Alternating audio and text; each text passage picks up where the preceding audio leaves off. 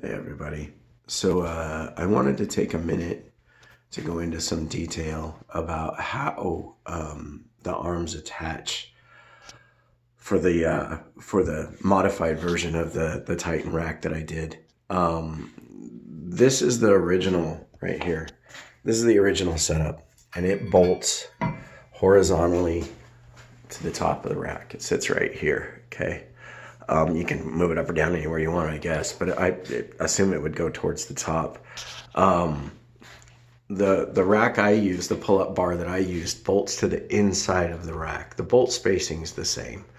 The inside of the arms. So whether you have the extended version or the tall version, assuming your arms have the same bolt spacing as this, it's going to work. And in addition, it's 100 times sturdier because you're now using multiple attachment points. Now I put a bolt here. It wasn't necessary. It does keep things more solid.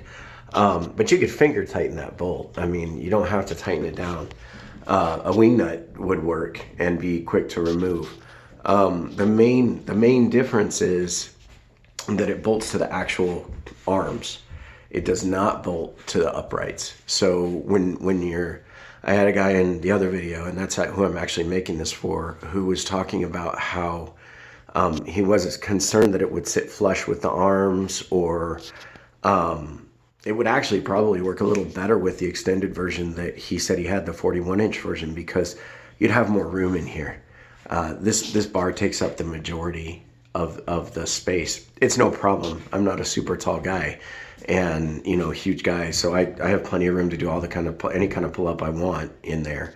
But as far as that goes, this is the mounting attach. This is how you attach it. It wouldn't attach any different to the 41-inch arms, the long version or the tall version, as long as the bolt spacing is the same, which I would assume it would have to be. But yeah, like I said, all in all, this setup was a miracle. It made this thing useful. It was completely unusable before, and now it's a dream to lift with. It works wonderfully.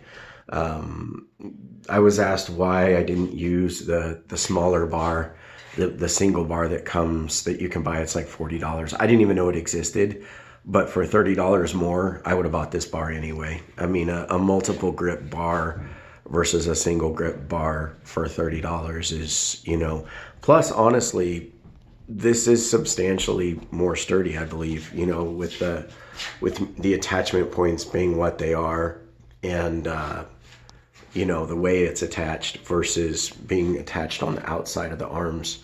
This to me seems much sturdier. I haven't had it move or had any issue whatsoever with it at all. And like I said, it's been phenomenal to work with, no problems.